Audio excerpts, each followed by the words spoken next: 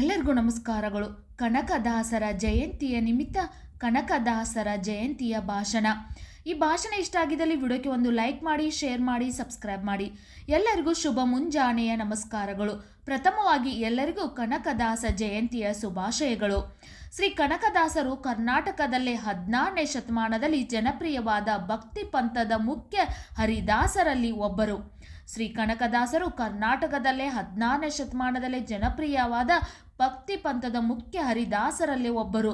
ಶ್ರೀ ಕನಕದಾಸರು ಜನನ ಹಾವೇರಿ ಜಿಲ್ಲೆಯ ಶಿಗ್ಗಾಂವಿ ತಾಲೂಕಿನ ಬಾಡ ಗ್ರಾಮದಲ್ಲಿ.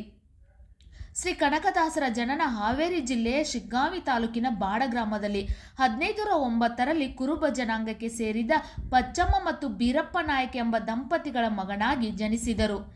ಶ್ರೀ ಕನಕದಾಸರು ಬರೀ ಕುರುಬ ಜಾತಿಗೆ ಸೀಮಿತವಾದ ಭಕ್ತರಲ್ಲ, ಎಲ್ಲ ಜಾತಿಗಳಿಗೂ ಬೇಕಾದವರು.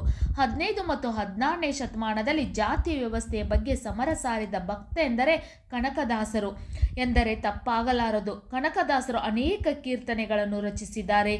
ಶ್ರೀ ಕನಕದಾಸರ ಸಾಹಿತ್ಯದ ವಿವಿಧ ಪ್ರಕಾರಗಳಾದ ಕೀರ್ತನೆಗಳು, ಸುಳಾದಿಗಳು, ಉಗಾಭೋಗಗಳು ಕನ್ನಡ ಸಾಹಿತ್ಯ ಲೋಕಕ್ಕೆ ಅರ್ಪಿಸಿರುವುದಲ್ಲದೆ ಸಂಗೀತ ಪ್ರಪಂಚಕ್ಕೆ ತನ್ನದೇ ಆದಂತಹ ಕೊಡುಗೆಗಳನ್ನು ನೀಡಿದ್ದಾರೆ.